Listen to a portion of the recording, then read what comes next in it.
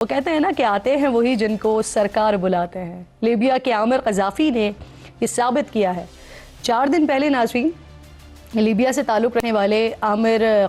Gaddafi کو ان کے نام میں موجود قذافی کی وجہ سے ایئرپورٹ پر سیکیورٹی کلیئرنس میں روک دیا گیا اور حج پرواز انہیں چھوڑ کر سعودی عرب کی طرف روانہ ہو گئی۔ لیکن عامر کو یقین تھا کہ وہ اللہ رب ذوالجلال کے دربار میں حاضری کے لیے ضرور جائیں گے۔ دیدار کعبہ کی طرف تڑپ تھی کہ فریضہ حج ادا کرنے کی لگن، جو بھی کہیے آپ اس کو، لیکن عامر نے جہاز کے چلے جانے کے بعد بھی ہار نہیں مانی۔ پھر دنیا نے وہ ہوتا دیکھا جو کبھی شاید قصے کہانیوں میں سنا کرتے تھے ہم۔ عامر قذافی کو چھوڑ کر روانہ ہونے والا یہ جہاز کچھ دور گیا، وہاں پر تکنیکی خرابی ہوئی جس کی وجہ سے اسے واپس لوٹنا پڑا، جس کے ساتھ ہی عامر کی امید بھی واپس لوٹ آئی اور انہوں نے پھر سے کوشش کی کہ جہاز میں سوار ہو جائیں، جسے جو جہاز کے کپتان تھے انہوں نے مسترد کر دیا کہ انجن کھلا ہوا ہے، دروازہ نہیں کھول سکتے۔ جہاز تکنیکی خرابی دور کر کے دوبارہ اپنی منزل کی طرف اڑان بھرتا ہے، لیکن پھر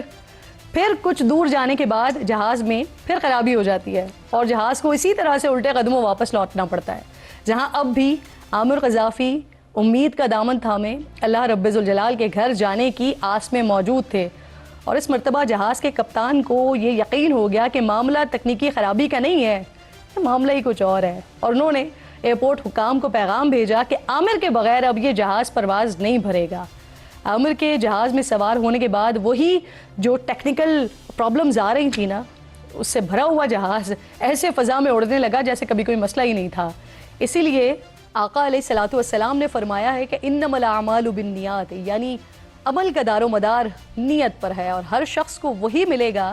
جس کی اس نے نیت کی ہو۔ شاید ہی کوئی ایمان والا ہوگا کہ جس کی روح اس واقعے سے روشن نہ ہوئی ہو، شاید ہی کوئی اللہ کا بندہ ہوگا کہ جس نے اس واقعے کے بارے میں سنا ہو اور اس کے رونگٹے نہ کھڑے ہو گئے ہوں۔ اب 1 ہفتے بعد لاکھوں فرزندان اسلام کی طرح عامر قذافی بھی اللہ رب ذوالجلال کے مہمان ہوں گے، بلکہ خصوصی مہمان ہوں گے جس وقت پوری دنیا میں صرف ایک ہی آواز گونج رہی ہوگی،